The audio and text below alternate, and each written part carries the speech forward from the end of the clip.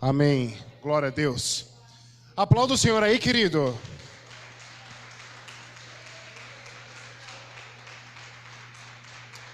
Amém.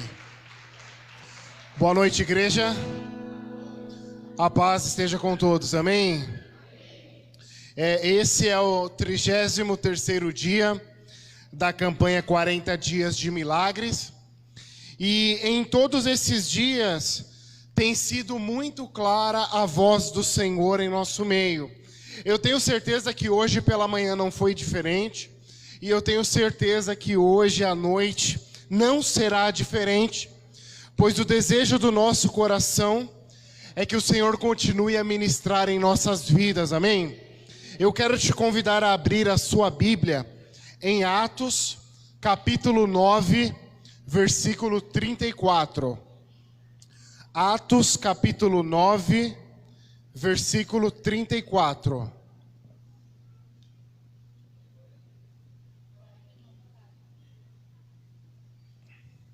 Glória a Deus. Hoje, domingo, dia dos pais. Um feliz dia dos pais a todos os que estão presentes. Glória a Deus. Você que nos acompanha pela live, que Deus possa abençoar a sua vida. Curta a página da igreja, compartilhe, comente. Se está assistindo pelo YouTube, pode ser que chegue, não é? Se inscreva no canal, curta, compartilhe, comente. Mande aí nos grupos do WhatsApp para propagar a mensagem do Senhor. Atos, capítulo 9, versículo 34. Posso ler?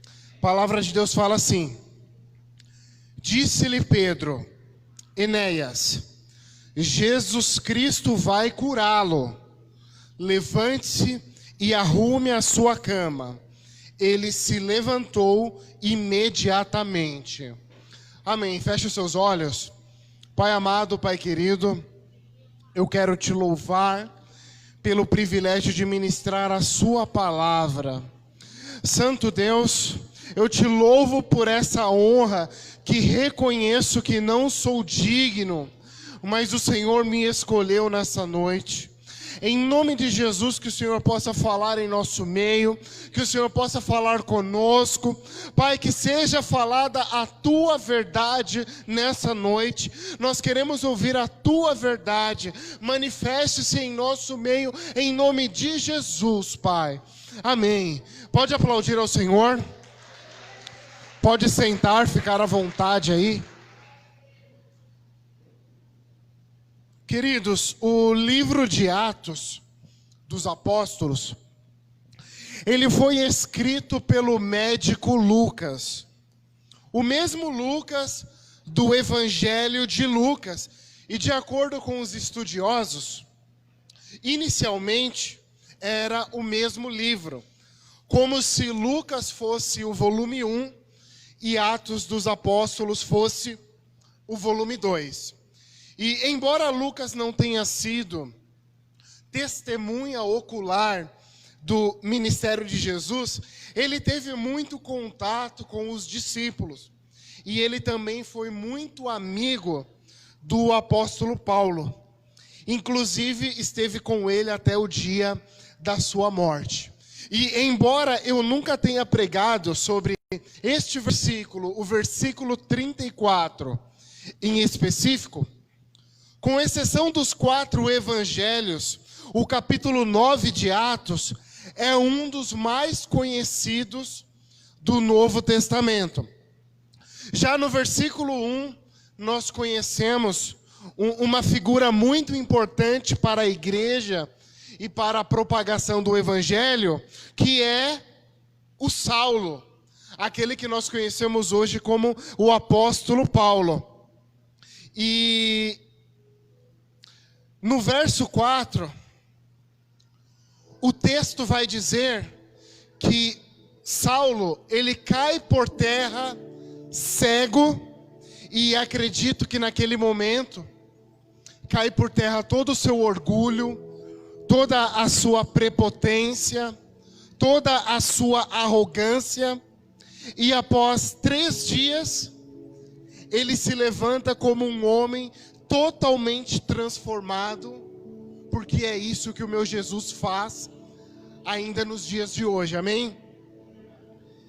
Passada a conversão de Paulo, e os seus primeiros dias, e os seus primeiros meses como cristão, Lucas muda o foco do seu relato, e ele passa a falar do apóstolo Pedro. E o verso 32, acompanhem comigo, fala assim: viajando por toda parte, Pedro foi visitar os santos que viviam em Lida. Ali encontrou um paralítico chamado Enéas, que estava acamado fazia 8 anos. Então o texto nos diz que Pedro, viajando por toda parte, foi visitar os santos que viviam em Lida. Então, só para você entender, Pedro ele foi fazer uma visita aos cristãos de Lida, que era a igreja que já se formava naquele lugar. Mas o texto ele não usa o termo igreja. O texto ele não usa o termo cristãos. O texto diz que Pedro foi visitar os santos que viviam em Lida. Então aqui a palavra utilizada para santos, no grego, no original, é a mesma palavra utilizada para Espírito Santo. E aí nós já percebemos a nossa responsabilidade como igreja. Amém, queridos? O texto vai dizer que naquele lugar, Pedro encontrou um paralítico que vivia em uma cama há 8 anos. E aí a situação ela começa a ficar complicada, né? Porque imagine um homem involuntariamente gastando, ou melhor dizendo, perdendo a sua vida dependendo da boa vontade dos outros.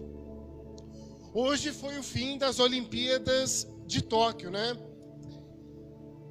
Então, há 2 Olimpíadas, aquele homem estava deitado numa cama. O que mais que ele poderia fazer em 8 anos? Ele poderia trabalhar 7 anos para casar com Lia, né? Igual o patriarca Jacó. Ele poderia concluir uma faculdade de engenharia e um mestrado. Em 8 anos ele poderia até ser eleito e reeleito a presidente do Brasil. E nem precisava estudar muito. É ou não é? Mas o fato é que a vida deste homem, ela está paralisada em cima de uma cama. Só que não precisa ser assim. Ele não precisa continuar assim, porque Deus tem uma palavra para esse homem. Escuta bem, você se sente paralisado? Você acha que a sua vida está estagnada? Não precisa ser assim, porque Deus nessa noite tem uma palavra para você. Amém, querido? O versículo 34 vai dizer assim, ó. Acompanhe comigo. Disse-lhe Pedro: Enéas, Jesus Cristo vai curá-lo. Levante-se e arrume a sua cama. Ele se levantou imediatamente. Quando nós olhamos para esse texto, nós identificamos 4 divisões. São divisões que parecem até naturais do texto. Pedro diz, a primeira delas, Enéas. Ele chama ele pelo nome. Depois ele diz, Jesus Cristo vai curá-lo. A terceira diz, levante-se. E a última é, arrume a sua cama. Então nessa noite eu vou detalhar cada uma delas. Nós vamos entender não apenas o que Pedro quis dizer ao paralítico, mas sobretudo o que o Senhor quer dizer para nós. Amém? Então, para começar, Pedro chama aquele homem pelo nome. Ele diz Enéas. A Bíblia é muito interessante, né?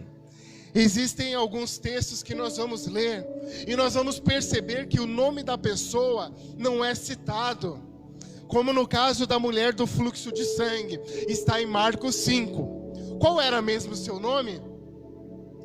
O nome dela não é citado, nós não sabemos qual é o seu nome. E nós não sabemos porque no caso dela, o nome é o que menos importa. Porque o que importa mesmo é a sua atitude de fé, não é? Tem também aquele menino que com muita boa vontade, ele doa seus 5 pães e 2 peixinhos para Jesus alimentar a multidão. Qual que era mesmo o nome dele? O nome dele não é citado, porque neste caso, o seu nome é o que menos importa. Mais importante do que o seu nome é o seu coração, a sua atitude de generosidade, não é assim? Então esses 2 exemplos são de pessoas que estavam em uma posição ativa. São pessoas que não esperaram o milagre. São pessoas que foram de encontro ao milagre. Mas no caso do Enéas, ele não tinha a menor condição de ir até o milagre. Talvez ele já até tinha desistido do milagre. E quando isso acontece, aí sim se faz necessário chamá-lo pelo nome. Aí sim se faz necessário lembrar o seu nome. E qual era o seu nome mesmo? Se ele tivesse aqui, talvez ele diria: meu nome é Enéas. Não é? Quem lembra disso? Doutor Enéas Carneiro. Alguns dizem que é o melhor presidente que o Brasil nunca teve, né? Mas nostalgias à parte, qual é o significado deste nome? Enéas quer dizer ser louvado ou glorioso. E é engraçado que esse nome em nada lembra aquele paralítico, um homem caído, um homem prostrado, não é? Mas talvez Pedro não chamou pelo nome para lembrar quem ele era, mas para lembrar quem o seu Deus é. Porque ele sim é um ser louvado, ele sim é glorioso. Então aprenda isso, querido. Nunca foi sobre nós, sempre foi sobre ele. Tem tudo a ver com ele. Amém? A segunda frase de Pedro foi a seguinte: Jesus Cristo vai curá-lo. A Nova Versão Internacional é a que eu mais gosto. É a Bíblia que eu mais gosto de estudar. O texto está no futuro. Jesus Cristo vai curá-lo. Na Almeida Revista e Atualizada, o texto está no presente. Fala assim: Jesus Cristo te cura. Só que na nova tradução da linguagem de hoje, o texto está no passado. Ele diz assim: Jesus Cristo já curou você. E eu confesso que neste caso, essa foi a versão que eu mais gostei. Mas a verdade é que o tempo verbal pouco importa. O que importa mesmo é o verbo. Qual verbo? O verbo cura, Fabiano? Eu curo, tu curas, ele cura? Não! É o verbo que está registrado em João, capítulo 1, versículo 1. No princípio era o verbo, e o verbo estava com Deus, e o verbo era Deus. A coisa mais importante na frase de Pedro não é a cura, é Jesus Cristo, o verbo, o dono da cura. Amém? Outro ponto que me chama a atenção também, que eu quero destacar, é a palavra liberada em nome de Jesus para Enéas. Quando a palavra é liberada, Somente ouvir é muito pouco. Eu preciso me apropriar da palavra. Eu preciso me apropriar daquilo que Jesus está dizendo. É a declaração de fé. Essa é a afirmação do milagre. Fabiano, mas como que eu me aproprio da palavra? É a última parte. É a parte que eu mais gosto. Acompanhe comigo. A terceira frase de Pedro diz assim: levante-se e arrume a sua cama. Nesse ponto, a atitude de Enéas vai determinar se houve ou não a apropriação da palavra. É interessante que qualquer pessoa que visse essa cena, com certeza pensaria: quem será que é mais louco? O Pedro, que manda um paralítico que está há 8 anos se levantar? Ou um paralítico que sabe que está doente, querer se levantar? Mas no caso do Pedro, eu tenho até uma defesa, tá? Em João, no capítulo 5, de 1 a 9, a Bíblia vai contar a história de um homem que estava há 38 anos na condição de um paralítico, 30 anos a mais que o Enéas. Ele vivia ao lado do tanque de Betesda. E ele vivia lá porque eles acreditavam que esporadicamente um anjo estava de bobeira, estava sem fazer nada. Ele ia mexer nas águas, e o primeiro que pulasse, o primeiro que mergulhasse naquela água seria curado do seu mal. Era uma crença que eles tinham. Esse homem, esse paralítico, que estava há 38 anos naquela condição, ele se queixava, porque toda vez que esse evento acontecia, das águas se moverem, ele nunca conseguia ser o primeiro. Mas olha que coisa linda, Jesus, ele se compadece daquele homem. E Jesus diz para ele: vem cá, me fala a verdade. Você quer ser curado? Ele diz: sim, mas eu nunca consigo. E Jesus deve ter pensado: mas quem consegue sou eu. Levanta e anda. Agora o detalhe: Pedro estava lá. Pedro viu toda a cena. Pedro viu o que aconteceu. Em Mateus, no capítulo 2, versículo 6, Jesus estava na sua célula, no seu lar, ministrando o evangelho, e a Bíblia diz que a casa estava lotada. O texto vai dizer que 4 amigos, e esses eram amigos mesmo, eles resolvem levar o seu amigo paralítico até o mestre, mas devido à grande multidão, eles não conseguiam chegar perto de Jesus. Com muita boa intenção, aqueles homens, eles abrem um buraco na casa para descer aquele homem. E eu confesso que quando eu chegar no céu, esse vai ser o primeiro vídeo que eu vou querer ver. Eu vou falar: Jesus, me mostra. Eu quero ver o Senhor pregando e aquele homem descendo do teto. Só que o texto diz que Jesus, ele se compadece daquele paralítico e perdoa os seus pecados. E tem um bônus: ele o cura da sua paralisia. Mais um detalhe: Pedro também estava lá. Pedro também viu Jesus curar aquele paralítico. Então não é que Pedro era louco de mandar o paralítico se levantar, é que ele andava com Jesus, e quem anda com Jesus conhece o seu poder. Tem gente que acha a nossa igreja louca, porque todos os dias nós oramos pela irmã Antonieta. Mas a Renata, ela anda com Jesus. Ela sabe o poder de Jesus. Você entende?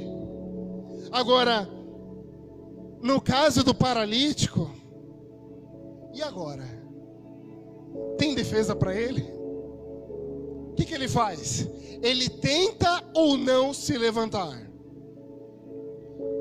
Aos olhos humanos, queridos, se um fisioterapeuta olha para ele, ele fala assim: você tem que ficar deitado aí, meu amigo. Porque se você tentar se levantar, você pode cair e se machucar, e a situação vai ficar pior.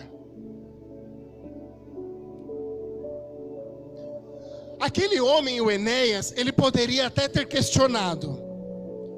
Ele poderia até ter trazido à tona outras tentativas mal sucedidas. Tentativas frustradas de ficar em pé. Talvez ele pudesse dizer algo como: Pedro, você não me conhece. Você não sabe por que estou aqui. Você não sabe o que tenho passado. Você não conhece a minha situação.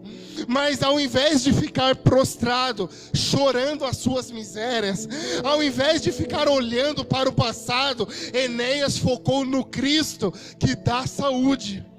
Ele se apropria da palavra liberada. E o texto vai dizer: ele se levantou imediatamente. Ele se levantou imediatamente. Isso é se apropriar da palavra, querido. E assim, nesse pequeno trechinho que nós lemos do capítulo 9 de Atos, a primeira coisa que nós aprendemos é que a confiança não deve vir do meu nome. A confiança não vem do seu nome. Quando a gente vai ter um filho, a gente fica pesquisando os significados dos nomes, né? Eu acho que no meu caso isso não aconteceu. Mas me deu curiosidade esses dias para saber o significado do meu nome. E Fabiano vem da família de Fábio. E Fábio vem de Favo. E Favo é ligado à prosperidade. Então é esse o motivo do meu sucesso. E Enéas, se você olhar para ele, você vai falar assim: cara, ser louvado, glorioso, uau, você vai ter sucesso, cara. Só que às vezes você olha para o seu nome e você fala assim: meu Deus, com esse nome aqui eu não vou ter sucesso nenhum na vida. Eu quero te dizer que o teu nome nos diz nada. O seu nome não tem nada a ver com você. Eu quero te dizer que o que tem a ver com você é o nome do Senhor. Tem tudo a ver com Ele. Você entende isso? A segunda coisa que eu aprendo nesse texto é que quem anda com Jesus se acostuma com o sobrenatural. Isso não é comodismo. Não é que os milagres de Jesus ficaram comuns para mim. Não, não é isso. É que quem anda com Jesus tem intimidade. Quem tem intimidade com Jesus vive o sobrenatural. Se a Simone começa a contar o testemunho dela: olha, eu ganhei um carro, eu não paguei nada por ele. Olha, eu ganhei um apartamento, eu não paguei nada por ele. Olha, eu quebrei o meu pé, disseram que eu ia mancar, agora eu até danço. É ou não é verdade? É sobrenatural. Quem anda com Jesus tem intimidade com o sobrenatural. É ou não é verdade? E nós aprendemos também a ter uma atitude de fé. Isso nos faz nos apropriar do milagre. Se o Senhor Jesus tem uma palavra para você, o meu conselho é: pega essa palavra. Mas tem uma coisa Eu não sei se vocês perceberam, mas no texto nós temos uma recomendação de Pedro, e ela merece ser observada. Eu vou ler novamente para você lembrar. Ele diz assim, ó: Enéas, Jesus Cristo vai curá-lo. Levante-se e arrume a sua cama. O arrume a sua cama parece que é desconexo, né? Parece que não tem nada a ver com o texto. Mas sabe o que essa orientação significa? É uma recomendação. Então, volta à sua infância. Quando nós começamos a aprender as coisas, e os nossos pais começam a nos dar responsabilidades, a primeira coisa que a gente aprende é arrumar a nossa cama. Então tem filho que, se não arrumar a cama, a mãe vai deixar desarrumada até o fim do dia. Mas tem outras mães, aquelas mais Nutelinha, que se o filho não arrumar, ela vai arrumar, porque ele merece dormir na cama esticadinha, né? Mas o que eu quero dizer com isso é que o milagre acarreta responsabilidades. O milagre acarreta responsabilidades. Já dizia o tio Ben: com grandes poderes vem grandes responsabilidades. A Bíblia registra 35 milagres do Senhor Jesus. E alguns desses milagres, o Senhor Jesus convida a pessoa a assumir a sua posição, a assumir a sua responsabilidade. Ao paralítico do tanque de Betesda, ele disse: pegue a sua maca e ande. Essa maca é responsabilidade tua. Você não vai deixar ela aí, não. Pega ela e ande. Em João capítulo 5, versículo 8, está registrado isso. Mas quando Jesus, ele purifica o leproso, ele diz assim: não o digas a alguém, antes vai mostrar-te ao sacerdote e apresenta a oferta que Moisés determinou.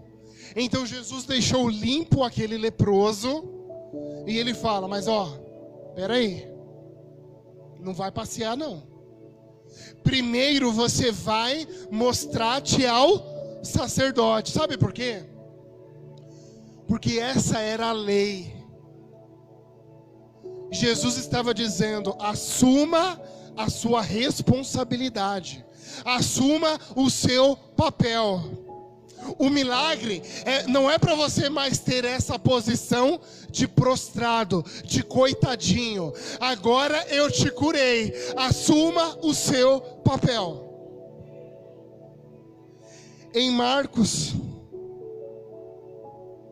capítulo 5, versículo 19, nós conhecemos o texto do Gadareno, aquele homem endemoniado que ninguém podia com ele. Quando o acorrentavam, ele quebrava as correntes. Quando colocava ele nas cadeias, ele quebrava as cadeias. Mas um dia ele se encontrou com Jesus e Jesus o libertou. Mas após o libertar, ele colocou o pezinho no barco que Jesus estava, porque ele queria ir com Jesus. E Jesus olha para ele e falou assim: não, você não vai comigo. Vai para a tua casa, vai para os teus e anunciar-lhes quão grandes coisas o Senhor te fez. Você ficou todo esse tempo longe da sua família. A sua família ficou amíngua. E agora que eu te libertei, sabe para onde você vai? Você vai para a tua família. Você vai cuidar dos teus. Assuma a sua responsabilidade. Então, quando Pedro diz, arrume a sua cama, a orientação é, assume a sua responsabilidade. Não fique prostrado, porque Jesus te colocou de pé.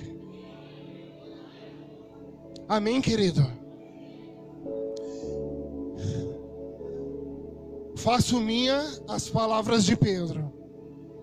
Levante-se. Eu estou falando sério, fica de pé aí, igreja.